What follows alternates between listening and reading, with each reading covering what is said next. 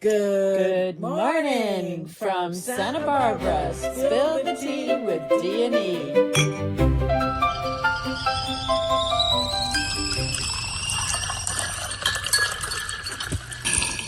Good morning. Hey, good morning. What you drinking?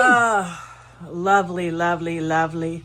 You know, I'm doing all these medicinal things now. Yeah. Since we got on that medicinal run. You got me on the medicinal kick.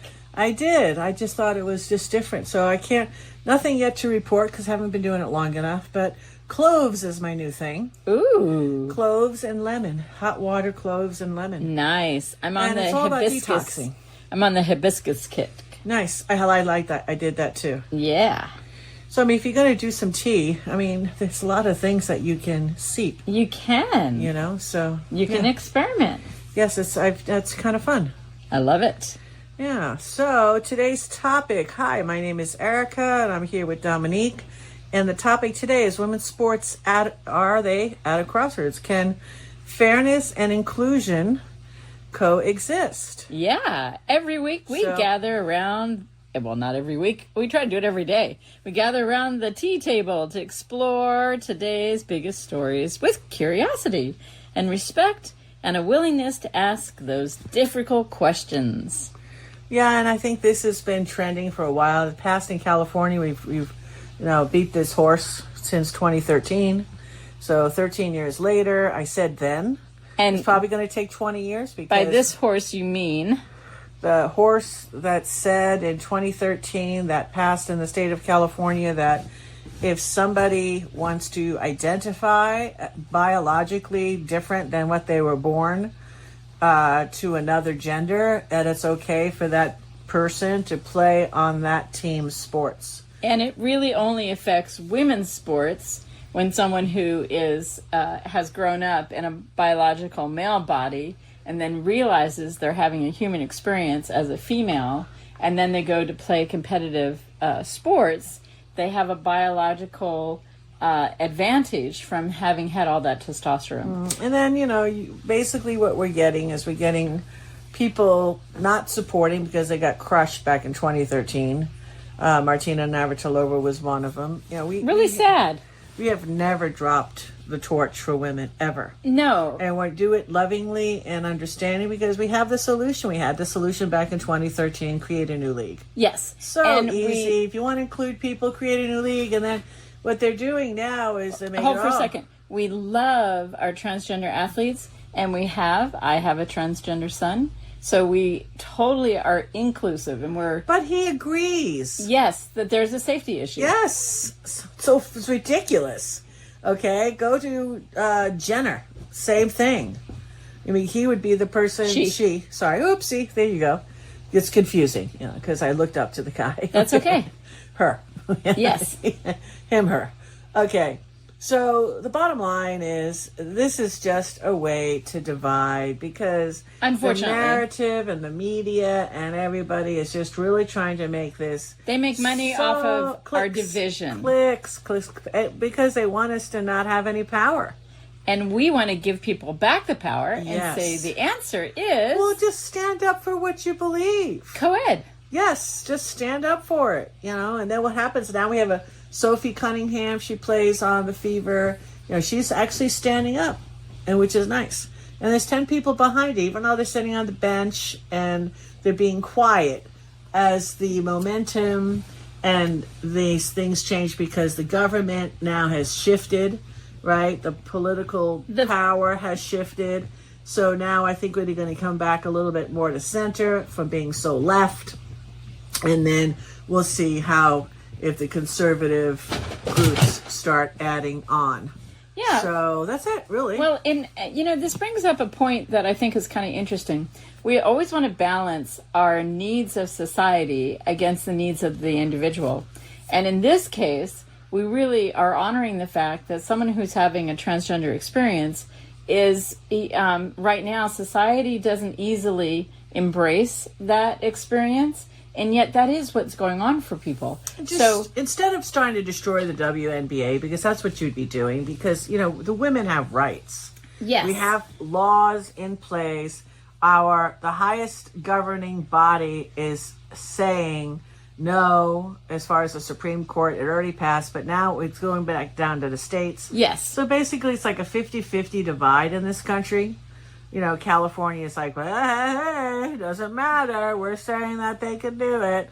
And you're not really dealing with thousands and thousands of people that are biologically born one way and decide to identify with the other. Now more and more NBA players are saying, oh, I'm gonna go into the draft. I'm gonna go into the draft. Did you hear that? No. Oh yeah, more and more NBA players now that are retiring are saying, oh, I want to play in the NBA, WNBA. So they're retiring from men's basketball. Yeah, and now they're going to shift over and say, or guys are coming out of college. That is a real. You don't just willy-nilly say that. Well, you have to read their rules. Their rules are willy-nilly. So what that's going to do is make them the WNBA rules. They're going to tighten them up. So yeah, because they're willy-nilly rules. We don't want to do that. We want to respect. They were willy-nilly because nobody basically took this seriously to the forefront. Yeah. So okay? we really want to honor and respect and figure out, what is the science that will help keep the female physique safe in sports, and at the same time be inclusive of everyone's experience. If someone is experiencing, life, spirit in the human body as a gender that's different than the one that they were born into, that's a reality. And I believe in kindness and dignity for everybody, yes, but I shouldn't be bullied either. No, I shouldn't be dehumanized because of what I believe. Because I shouldn't have somebody say the things that have been said to me. Because I'm in a 65 next month, a 65-year-old body, and I'm just looking at you really, and I don't know what you're smoking, okay, because it doesn't make any sense. I'm from a completely different generation.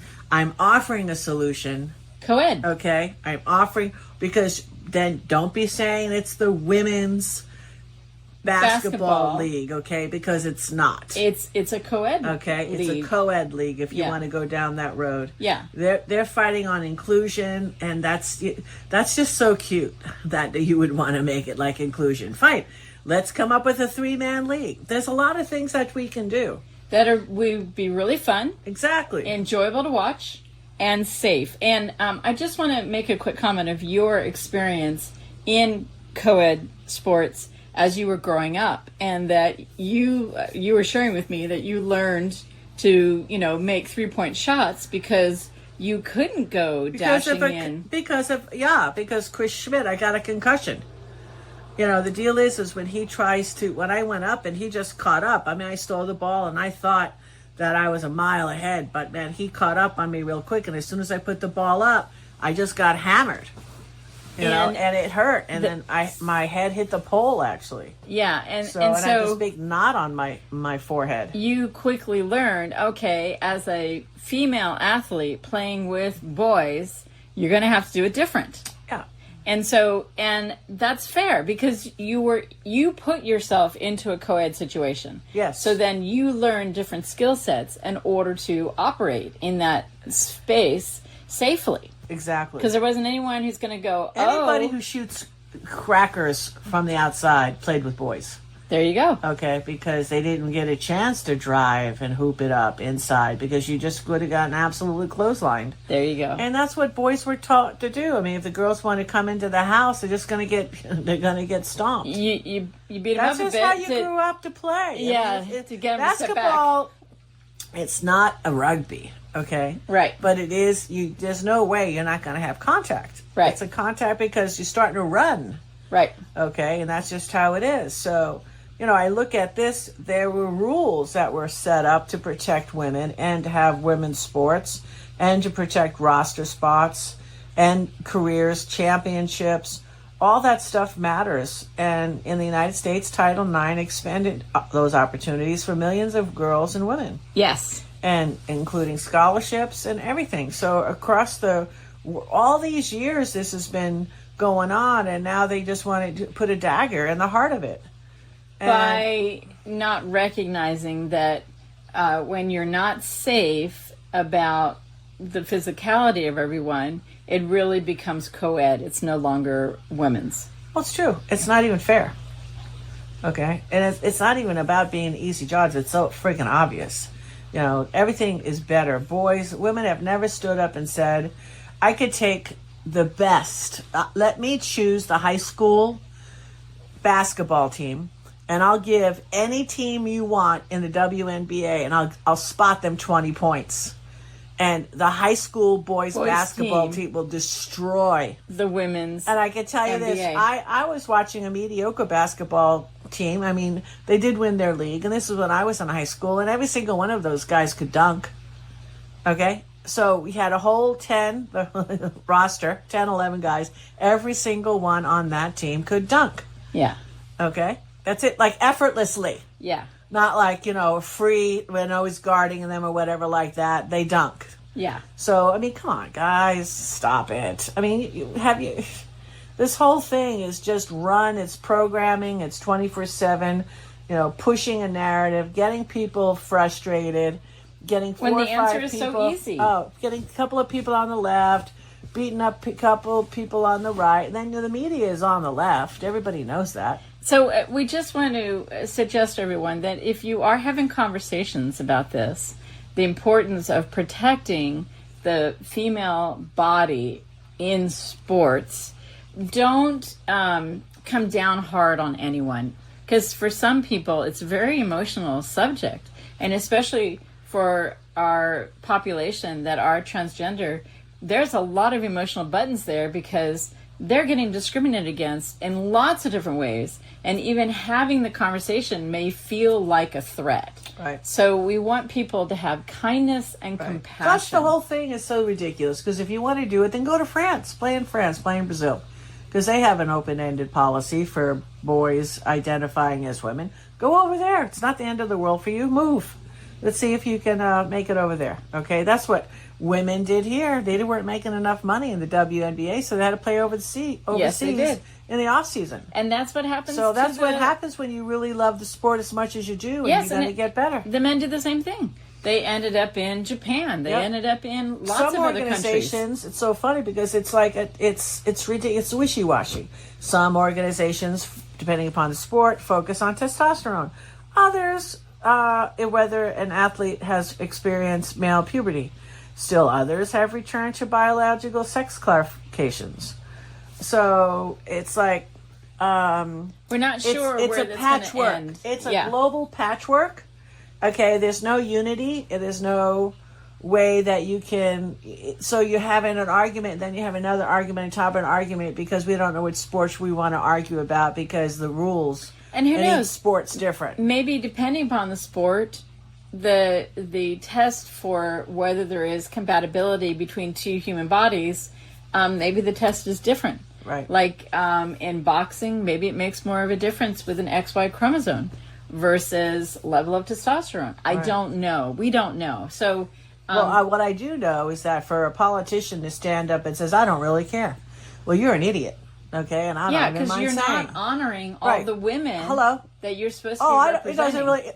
What are we talking about? 10, 15 guys, and who cares? And this is. How did you get elected? Right? How you're supposed to be representing? Do you have it? You don't have a daughter. That's for sure. Yeah. You do not have a daughter. You do not have a daughter. You are so disconnected in sports. And when I heard that, I got to research that because I did hear it firsthand in an interview, and I'm like, you are an idiot. So we do want people to have an opinion. Mm-hmm. We may agree or disagree with the opinion, but we want to encourage people to talk about a co-ed league. If you want to have sports-specific rules, and I get it because it's not one size fit all. Basketball isn't swimming. Cycling isn't volleyball. Each sport presents different questions. Right. What about wrestling? There's a lot of different things. So I think what's going to happen is going to shake out. It's probably going to take another 4 years. And because California is who California is, just because it is the way it is, California's probably going to stick to what it is. Yes. It's not going to change. Yes. So if you have a daughter and she's badass, you might consider moving. Okay, because if you're going for that sports scholarship, if you are in a situation, because the problem is when you're playing club, it's not just a community. Maybe in your community you don't bump into a trans, okay, but if they're allowing it as the communities grow and you get higher and higher and higher, and the meets become more and more difficult. Well, it's more difficult, and they get wider. Right. It includes more counties and more cities, and then you have the states. So yeah, you're going to bump into the girls and especially women in track that are in. And then you have tennis. I mean, there's lots of different sports. Biological bodies. I can tell you how you want to pull a plug on the whole thing. Just don't go. If a team goes up against another team and there's a biological boy on the team, and it's not fair, right? Just quit. You're going to have to take a stand. And take a stand and say, we're not playing. Yeah, for safety reading. Yeah, for safety reasons. Right. We love everybody. Right. That's it. We're honoring of everyone's. And if every team did that, let's see how far they get. Yeah. Okay? But people aren't going to do that. But I'm saying, there's a time and a place for everything. And you know what? For our transgender athletes, the competition is so much better if you're in a co-ed situation. You will have true competition. Yes, I agree.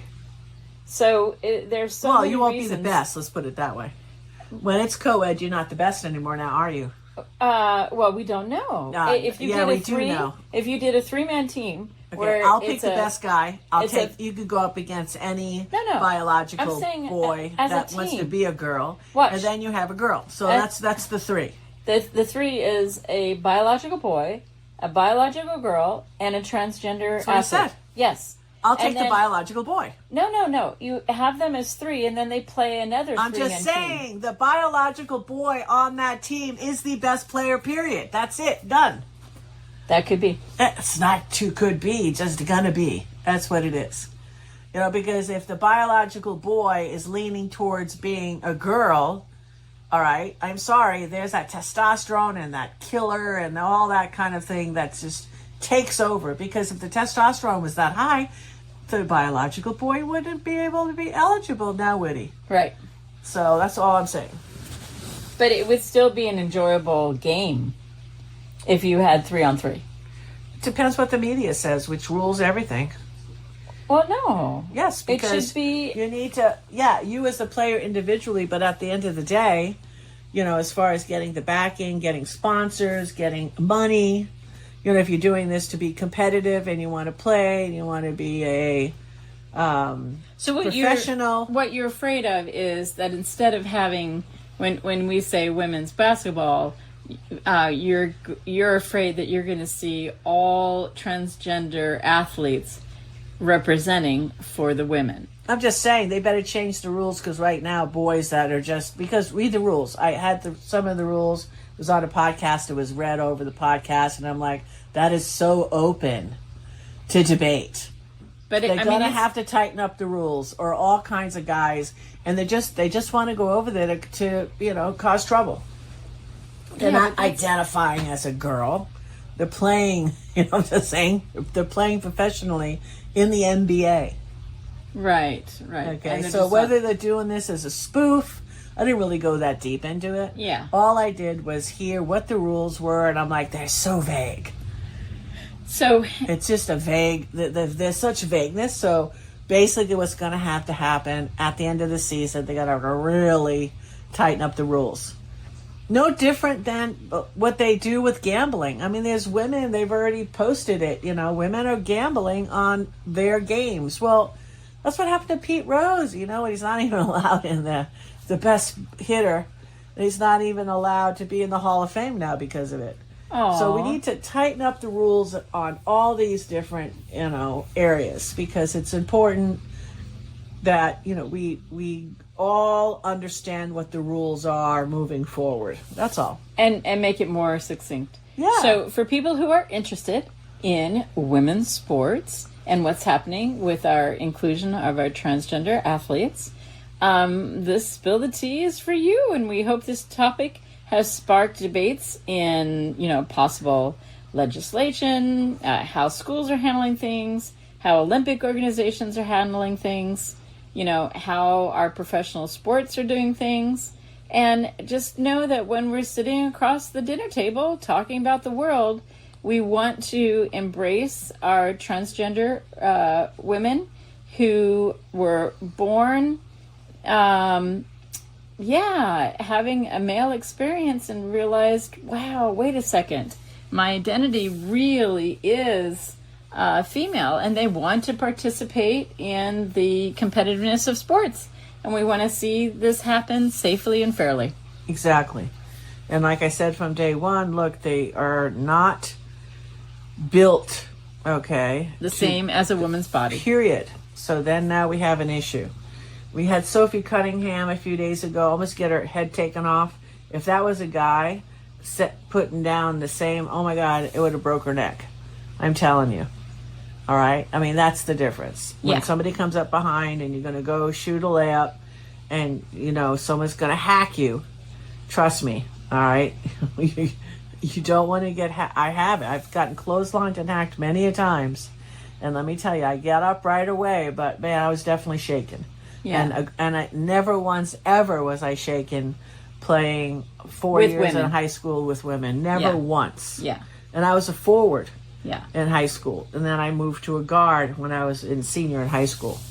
So it's like, yeah, definitely. All right, cool. What do you want to toast to?